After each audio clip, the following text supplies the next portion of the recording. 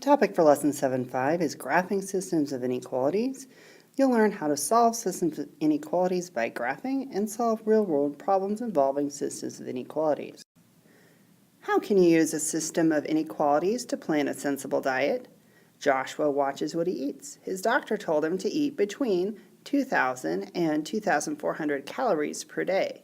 The doctor also wants him to keep his daily fat intake to between 60 and 75 grams. The graph indicates the appropriate amounts of calories and fat for Joshua. The graph is a system of inequalities. He should try to keep his calorie and fat intake to amounts represented in the green section. And they like the idea that yellow and blue make green. So this shows between 60 and 75 grams of fat and between 2,000 and 2,400 calories. So that any of those combinations, which there are an infinite number of combinations if you count fractional parts of calories or fat grams, that would fit in that green area. To solve a system of inequalities, you need to find the ordered pairs that satisfy all the inequalities involved. One way to do this is to graph the inequalities on the same coordinate plane. The solution set is represented by the intersection or overlap of the graphs. Now they were kind to us for our first example, and they gave us both inequalities already solved for y, so they're in slope-intercept form.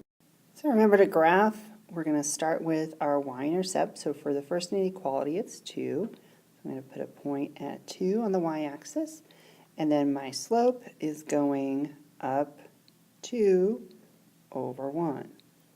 And I made my line dashed because this inequality says less than, so I do not want my boundary included. The next inequality has a y-intercept at -3, so I'm going to put a point on the y-axis at -3, and the slope is -1. You can always put a 1 in there if you need to. So my line is going down 1 over 1. Straight edge, draw the line. You can do as many points as you want. The more the merrier to get a straighter line. Okay, so now I get to shade. Okay, this one, oh yeah. This one we made a solid line because the boundary is included. It's greater than or equal to. Okay, where to shade, where to shade? I need to shade less than the first inequality, so below it, and greater than on the second one, so above that oblique line. Now I used GeoGebra for mine, so I have blue and more blue makes darker blue, so the darkest area is my final answer. I do kind of like the way they used the definition of color mixing in the book, and they have yellow and blue make green. So their green is their final answer. And I'm not very happy. I can see my dashed line there kind of got hidden. You can see it better on theirs. I like theirs better. Dashed, solid. But you're working in pencil, so if you accidentally made your solid line dashed, erase it and make it dashed. It's all good. Okay, most of the time, that's what our problems are going to look like. We're going to put them in slope-intercept form, graph the two inequalities, shade, get our answer. And then there's this. These two lines have something in common.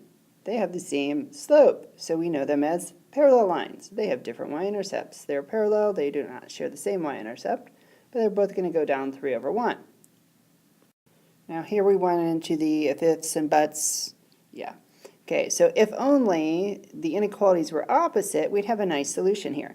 If y, they say y it has to be greater than the line with the y-intercept of 1, so they shaded above it, and less than the line with a y-intercept of -2, so they shaded below it, I have no green. Yellow and blue make green. So this, unfortunately, is my no solution scenario. So you cannot assume where you're going to shade. You need to look at those inequalities and they tell you where you have to shade. And now we have another real-world problem. A college service organization requires that its members maintain at least a 3.0 GPA average and volunteer at least 10 hours a week. A week? Wow. Graph these requirements. Breaking it down, the grade point average has to be at least 3.0, the number of volunteer hours at least 10. So we could define our variables as G equals the grade point average and V equals volunteer hours. Then we're going to get the inequalities. The grade point average is at least, that means greater than or equal to 3.0. And the number of volunteer hours is at least 10. V is greater or equal to 10. Okay, they do their graph where volunteer hours is anything more than 10. At some point, there's going to be a maximum number of hours because you run out of days. And grade point average is at least 3.0. That definitely does max out because normally 4.0 is the maximum, as far as I know. But again, yellow and blue make green. That's our big idea. So to be a member, you have to meet both those requirements in any which way you can.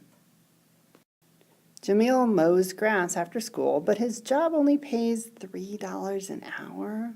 Oof. He has been offered another job as a library assistant for $6 per hour. Because of school, his parents will allow him to work 15 hours per week. How many hours can Jamil mow grass and work at the library and still make at least $60 per week? They let G be the number of hours spent mowing grass and L be the number of hours spent working in the library. Since G and L both represent a number of days, neither can be a negative number. That's a restriction. The following system of inequalities can be used to represent the conditions of this problem. Okay, the G is greater than or equal to 0, L is greater than or equal to 0. Did not come from the words they wrote, but from common sense because he cannot work a negative number of hours.